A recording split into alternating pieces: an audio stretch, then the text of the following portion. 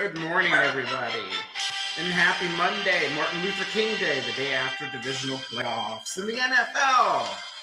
Got a lot to go over with you, thoughts, predictions, and attitude. A whole lot of attitude today. Let's get started.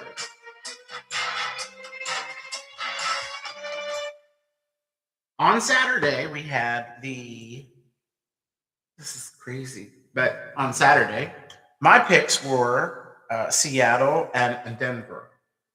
I think Seattle had the best defense, and I think Denver at home, mile high, home field advantage, and their defense.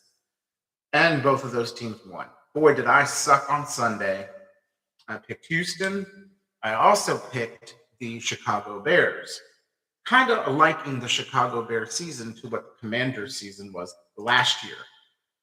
That said, they had every opportunity to win that game last night, and Chicago did not.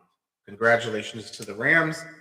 And as they move on with Matthew Stafford and a very seasoned coaching staff and players, I should have taken more notice of the veteran leadership on that team. But I thought Chicago at home would take it with Caleb Williams. But turnovers, again, have proven to be huge in the playoffs. Huge. You can't turn the ball over and expect to win. So with that said, Chicago had its opportunities, and unfortunately, they didn't come through. Now, the Houston Texans. There's got to be a lot of change here going on moving forward. To me, they had the hottest defense growing into the playoffs. They proved that by humbling the Steelers and still had too many turnovers. 3 turnovers, which cost them at the minimum of 9 points and maximum of 21 points. So they did what they had to do against the Steelers, but fell short against the New England Patriots. And the New England Patriots didn't look spectacular either. 3 turnovers. And Houston, I don't think, capitalized on many of them. I have to go back and revisit that. But Houston had the opportunity to win on the road, and they didn't take advantage of it. Too many turnovers, 4 interceptions in the first half by C.J. Stroud cannot win you a playoff game on the road.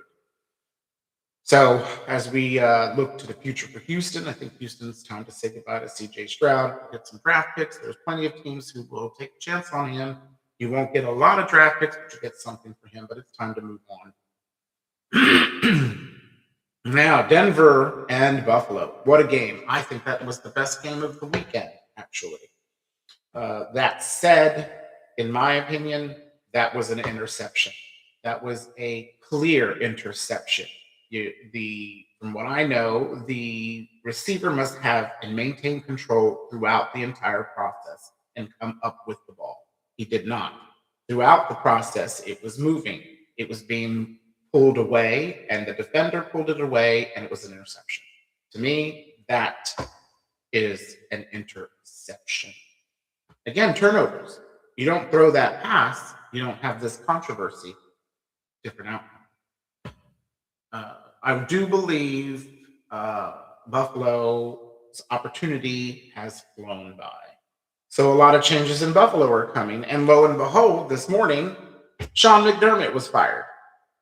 I actually think that that's a good thing because I don't think the Buffalo Bills can afford to turn into the 2.0 version of the Steelers being the best of mediocrity and then stinking in the playoffs. So I think that was a wise move to move from Sean McDermott. And I would be advised if I were a Buffalo in their staff, the GM, to go outside of the box. None of these candidates that are available for coaching, I'm not impressed with. I'm not even impressed with Harbaugh coming to the NFC East. I really don't think that. I think Harbaugh's coaching best is behind him, as well as most of these. They've already had opportunities and failed in everywhere they've been. So I'm not sure why teams are looking to these coaches who have been fired. Think outside the box. Look at a defensive coordinator in college. Look at an offensive coordinator in a team, such as what Washington did when they hired Joe Gibbs way back in the day. He was the offensive coordinator for Stanford. No NFL experience whatsoever. Look what happened. That's the chance you've got to take with these young people. Give them a chance to shine in coaching and give them an opportunity to do so. Anyway, cheers to Buffalo and firing Sean McDermott. Sean, you are a good coach, but I don't think you fit Buffalo anymore. I think the glamour of you being in Buffalo isn't glamorous anymore. It's time to move on. And the Seattle Seahawks, and after the divisional playoff round, I am firmly entrenched in believing that the Seattle Seahawks could easily win this Super Bowl. They clearly have the best defense. They will be at home against the Rams for the third installation of the Rams versus the Seahawks. The 12th man, who knows what the weather is going to be. I really do favor Seattle to take it and to move on to the Super Bowl. They are my Super Bowl favorites in the Final Four coming up this next weekend. But I do believe that the Seattle Seahawks, the only X factor is Sam Darnold. Let's see what Sam Darnold can do. I don't believe that Sam Darnold could do another. I believe he was 12 of 20 for 124 yards and something like that. I don't think they'll beat the Rams if he has a performance like that. The defense, special teams rose to the occasion and were the key to the victory to that victory in Seattle. So I don't think Sam Darnold could get away with another performance that way against the Rams. The Rams are well-rounded. They have a great defense. They have a solid offense. You're not going to stop Puka Nacua, but you are going to contain him. But that's the key is Seattle at home, and their defense, I think, carries them to the Super Bowl. And the other game, we have the Patriots traveling to Denver with Stidham as quarterback for the Denver Broncos. My early favorite is the Broncos again at home. Defense. When you look at what the Patriots did against Houston, what saved them was the turnovers, but they had 3 of their own. And Houston did nothing with most of them, or didn't optimize their opportunity. And neither did the Patriots. There's no excuse why the Patriots were still in question in winning that game into the third quarter. So, again, we look back at that game. Houston defense did everything humanly possible to stop New England. It didn't happen.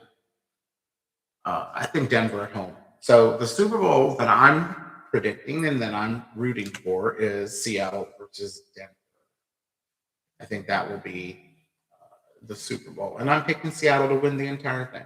I think they're the most well-rounded team offensively and defensively. They have 2 running backs that can slice through the defense, power through the defense, and Jackson Smith and Jigba and Cooper Kupp and Sam Darnold. I think the offense will shine and will take this team to the Super Bowl. And that's my prediction. So my Super Bowl prediction right now is Denver versus the Seattle Seahawks, with Seattle taking the Super Bowl. There'll be more to come with 2 guys. I'm Robert. I'm half of 2 guys. It's just a quick briefing on the Monday after divisional round playoffs. And we will definitely revisit this with my other partner in 2 guys. We will talk about playoffs. We will give our predictions together and give some analysis and some fun commentary. So look for that in the future, in the very near future. All right. Have a great Martin Luther King Day. And at the end of the day, it's always HTTR.